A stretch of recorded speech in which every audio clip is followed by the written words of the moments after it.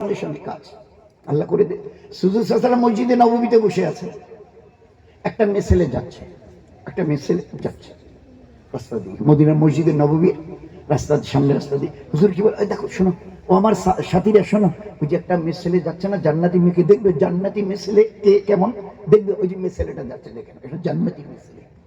আগে দেখিয়ে দিয়ে বলছে, ওই যে মেসেলেটা যাচ্ছে ওটা জান্নাতি মেসেলে, দেখে নাও। সাহাবারা দেখে নিল, তারপরে যে আল্লাহ রাসূল, বুঝলাম এর মধ্যে জান্নাতের কি নিশানা দেখেছেন, তাহলে শুনতে চাও। এ বড় গরিব, মেয়ে ছেলেটি বড় গরিব, অন্যের বাড়িতে কাজ করে খায়, কিন্তু আল্লাহর একটা হুকুমের কখনো খেলাপ যাবে না। আল্লাহর নাফরমানি কাকে বলে সে জানে না, বরং এতটা করে যে রমজানের 30টা দিনের রোজা নয়, আল্লাহর আযাবের আর জাহান্নামের ভয়ে বাকি যে ওই 335 দিন থাকে না, তো 5 দিন তো রোজা রাখা যায় না, বাকি দিনগুলো গরম, মক্কার গরম, মদিনার গরম, তো তোমরা জানো কি গরম, ওই গরমেও এই মেয়ে ছেলেটি নফল রোজা রাখে আল্লাহকে রাজি করার জন্য। ওই গরমে 8টা 9টা 10টা যখন হয়, মনে হয় যেন পিঠ পুড়ে গেল, এইরকম গরম হাওয়া, লু বলা হয় ওটাকে, মানে চামড়া ঝলসে যায়, কিন্তু আল্লাহর ভয়ে, জাহান্নামের ভয়ে একটা রোজা নষ্ট করে না। কিন্তু অন্যের বাড়িতে ওই ওই একটু কাজ করে যা তারা দেয়টা ওই। তো ওর যখন ইফতারির টাইম আসে, সেই সময় ইফতারি সময় হাত তুলে বলে, আল্লাহ তুমি দেখছো আমি কত গরিব, কিন্তু শুধুমাত্র তোমার জাহান্নামের ভয়তে আর তোমাকে রাজি করার নিয়তে এই ধূপ আর গরমের দিনও আমি রোজা রেখেছি, কিন্তু আমি যে ইফতারি করব এরকম কিচ্ছু আমার কাছে নেই। আমি যে একটা কিছু মুখে দিয়ে ইফতারি করব, একটা খেজুর হলো মুখে দিয়ে ইফতারি করা যেত, কিন্তু এরকম কিছু আমার কাছে নেই যা দিয়ে আমি ইফতারি করতে পারি। তো আমার সাহাবী শোনো, যখন এইরকম বলতো যে আল্লাহ আমি এত গরিব, তোমার ভয়ে গরমের দিনে রোজা রেখেছো, তো ফরজ রোজা নয়, নফল, কিন্তু আমার কাছে ইফতারি করার মতো, ওই সময় আল্লাহ ওর ইফতারির জন্য জান্নাত থেকে রশি লাগানো একটা গামলা তার সামনে নামিয়ে দিত, দুধের চাইতে বেশি সাদা, মধুর চাইতে বেশি মিষ্টি, ওই রকম খাবার তার জন্য জান্নাত থেকে চলে আসছে। জীবন ছিল দোস্ত, একটা গরিব মেয়ে ছেলে হেঁটে যাচ্ছিল রাস্তা দিয়ে, নবীজি দেখে বললেন, এই জান্নাতি মেয়ে ছেলে দেখে নাও, এ ছিল তার আমাল, এ ছিল তার আমাল, এ ছিল তার আমাল। আর সেই উম্মত আমরা কোথা থেকে কোথায় চলে যাচ্ছি। 5 ওয়াক্তের নামাজ, আল্লাহ পাক নামাজকে এমন একটা জায়গায় পৌঁছে দিয়েছিল, ওলামা হযরতরা বারবার বলে এতটা ফরজ, এতটা ফরজ, এতটা ফরজ, যে কোন পুরুষ আর মেয়ে ছেলে, স্বামী স্ত্রী যদি মিলে, মিলনের পরে আপনাদের এই কুচবিহারের এই এলাকায়, হরিণচড়া এলাকায়, ভাই স্বামী স্ত্রী মিললে গোসল করা নফল তো, কি ভাই নফল তো নাকি? আর বলেন না ভাই ভাই, বলছি যে হ্যাঁ হ্যাঁ ঠিক বলেছেন, স্বামী স্ত্রীর মিলনের পরে গোসল ফরজ হয়ে যায়। দুজনে মিলেছে, গোসল ফরজ, এবার পানি তালাশ করছে, পাক হতে হবে, পানি খুঁজতে খুঁজতে দেখা গেল আর 3-4 মিনিট বাকি, আর মাত্র 3-4 মিনিট বাকি নামাজের। শরীয়ত কি বলছে?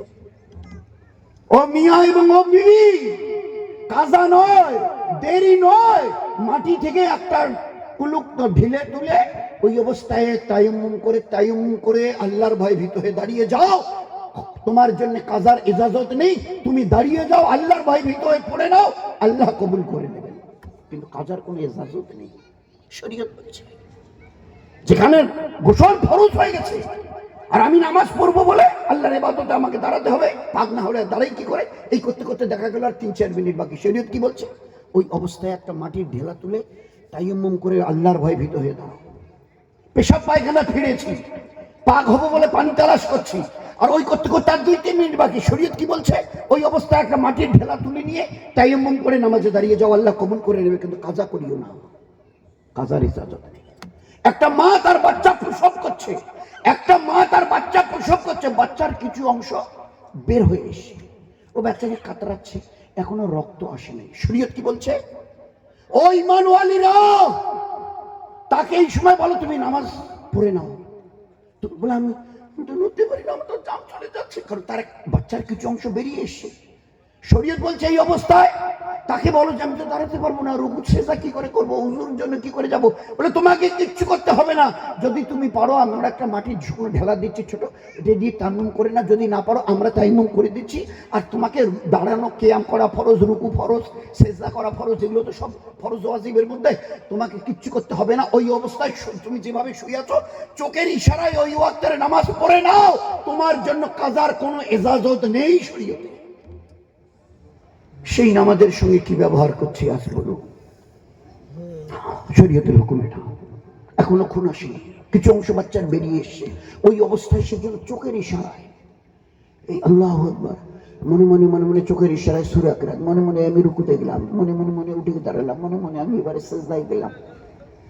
তুমি মনে মনে পড়ে নাও, আল্লাহ কবুল করে নেবে। কিন্তু খবরদার এই অবস্থায় পড়তে পারবো না এই কথাটা বলিও না, কাজার ইজাজত নেই। সেই নামাজের সঙ্গে কি ব্যবহার? আজ বাদে কাল রমজানের রোজা আসবে, ফাজাইলে আমলের কিতাবটা একটু বেশি করে তালিম করবেন, ওতে দেখবেন সাহাবাদের মা বোনেরা, আল্লাহ আমাদের মাফ করুন, আল্লাহ আমাদের হেফাজত করুক। আজ কোটা মা আমাদের বাড়িতে এইভাবে তৈরি হয়েছে যে প্রতিদিন বাড়িতে ঘর ঘর করতে গিয়ে ছোট ছোট 2, 3, 4 বছরের বাচ্চাকে যতবারই দেখে আসসালামু আলাইকুম, এই আমি আসসালামু আলাইকুম, দাদু ভাই আসসালামু আলাইকুম।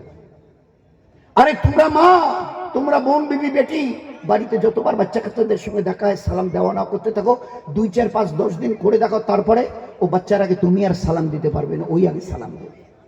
ওকে সুন্নত তরিকার উপরে ওর তরবিয়াত করো, সুন্নত তরিকার উপরে। বাড়িতে কেউ এলে গেলে তাকে সালাম দেয় না শেখাও।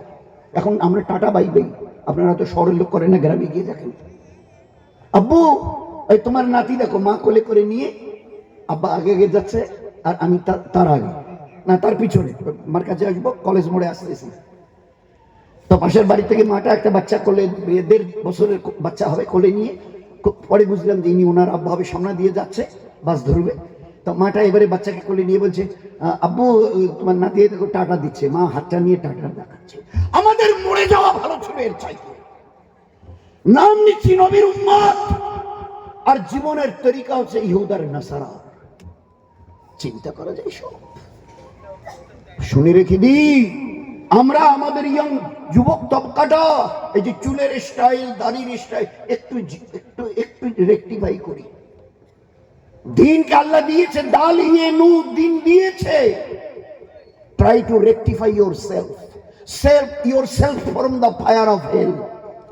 জীবনটাকে বুঝতে শেখো, গড়তে শেখো, জাহান্নামের আযাবের আগুন থেকে, ভয়াবহ আগুন থেকে বাঁচতে শেখো। নত ওই আগুন আর সাপ আর বিচ্ছু আর ফেরেশতার লোহার হাতুড়ি দিয়ে পেটাই 17 রকমের আযাব একসঙ্গে তোমার জন্য ইন্তজার করছে জাহান্নামে। তার থেকে বাঁচার জন্য চেষ্টা করো। একসঙ্গে একজন পুরুষ এবং মেয়েছেলের উপরে 17 রকমের আযাব চাপানো হবে। এই জন্য কোরআন, এই জন্য আল কোরআন, ইয়া আইয়ুহাল্লাযিনা আমানু কু আনফুসাকুম ওয়া আহলিকুম নারা। Save yourself and your family from the fire of hell. ও ঈমানওয়ালা পুরুষ, ও ঈমানওয়ালি মা, তুমিও বাঁচো আর তোমার বাচ্চা কাচ্চা নাতিপুতি যা আছে, বউঝিউ, এদেরকেও যে কোনো মূল্যে জাহান্নামের আগুন থেকে বাঁচাও।